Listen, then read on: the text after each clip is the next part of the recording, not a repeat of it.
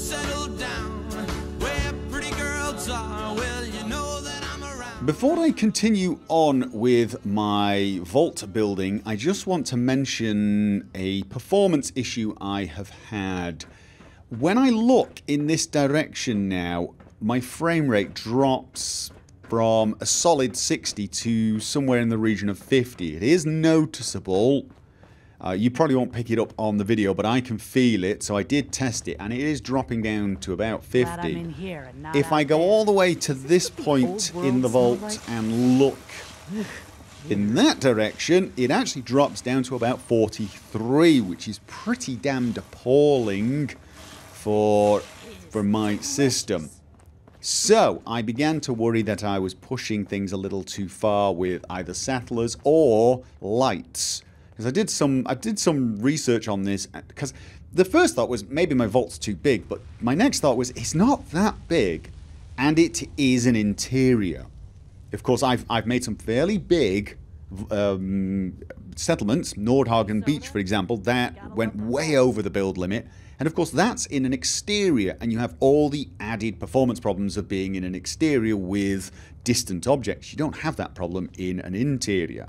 So my first thought was, oh my god, it's the number of settlers. However, I know for a fact that I've got the same number of settlers at the castle, and I have no trouble there. I have almost as many settlers at Ten Pines Bluff, Green Top Nursery, and so there's no problem there. But I did test it by sending 6 or 7 of the settlers away, and no change. So my next thought was, well, it must be the lights then. And I ran around all of the rooms and reduced the number of lights by, well, basically I halved them. I left quite a lot of the lights in the atrium because it does need them to stay well lit, but I removed them from, well, not this room only had 2, but for example rooms like this I removed half of the lights, same in all of the residences, the corridors. I actually moved half the lights, and the lighting wasn't too bad. It wasn't quite as bright in every place, but honestly in some places it almost looked cooler. So I may actually do that eventually. I removed over half the lights in here. This is my greenhouse, so I wanted this to be stupidly well lit, but you know, if it causes performance issues, I'm not interested. Never thought I did that, and there was no change.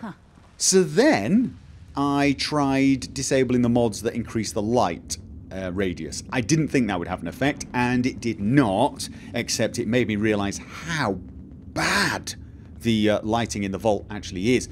Honestly, I'm going to show you once I've finished this. I'm going to show you the mod with all of these lights. Sorry, the vault with all of these lights without the mod. It's horrendously dark, ridiculously dark, and there's these tiny little circles of light.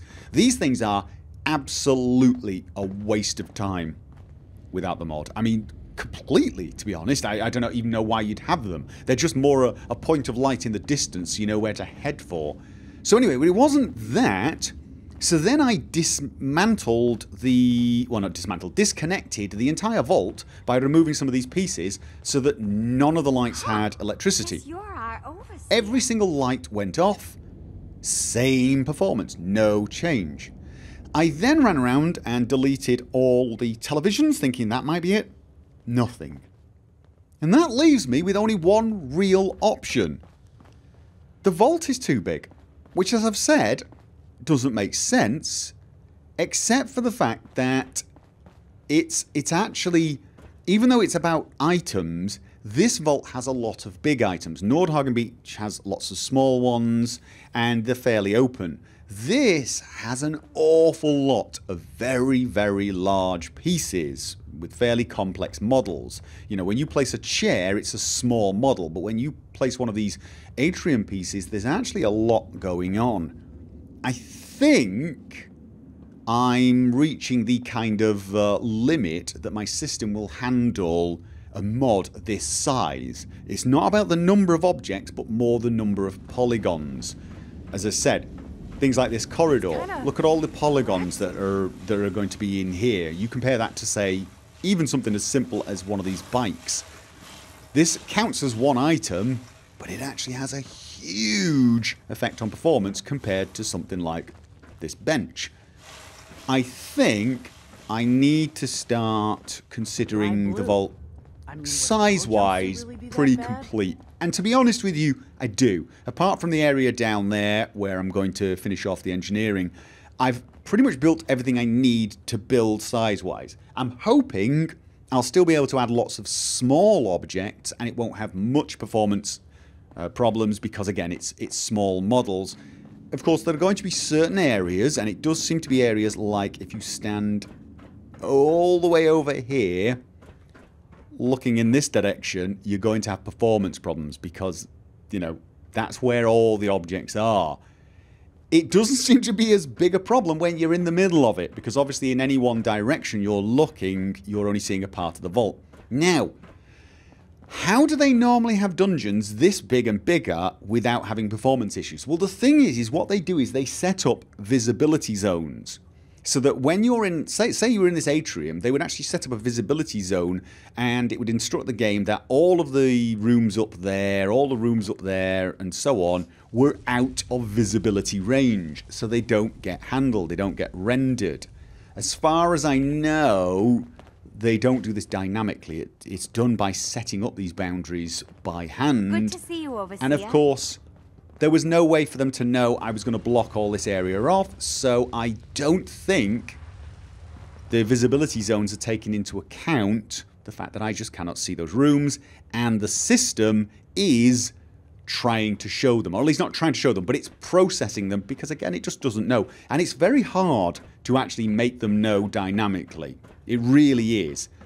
And when we're here, you're pretty much looking at the vast majority of the vault that I have built, and it's trying to render it all or draw it all, even though it's then hiding it by drawing things in front of it. That's my theory. It's my current theory.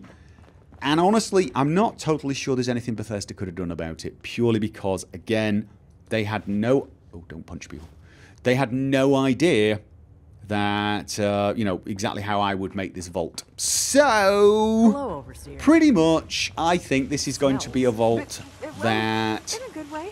has, you know, like 30 frames a second for people with weaker systems. Once I post this on the Nexus, the blueprint, and you use it, if you're not on a strong system, you may find when you go to areas like that and look back, it slows down to, say, 30 frames a second. I guess that's not the end of the world in a vault that's not going to have combat, but I would have liked to manage to keep 60 frames a second on my system everywhere in the vault. That would have been nice. I am going to reduce the number of light sources, partly because everything I can do to help performance is just, you know, it's a little better. But also, I think many of these rooms just have too many lights. I've built too many lights. It's as simple as that. I think I was trying to make it so that if you didn't use the lighting mod, it would still look well lit. But I can tell you now, without the lighting mod, even all of these lights, these desks in the middle are just not lit at all. Who is putting 50 caliber bullets in the school classroom desks?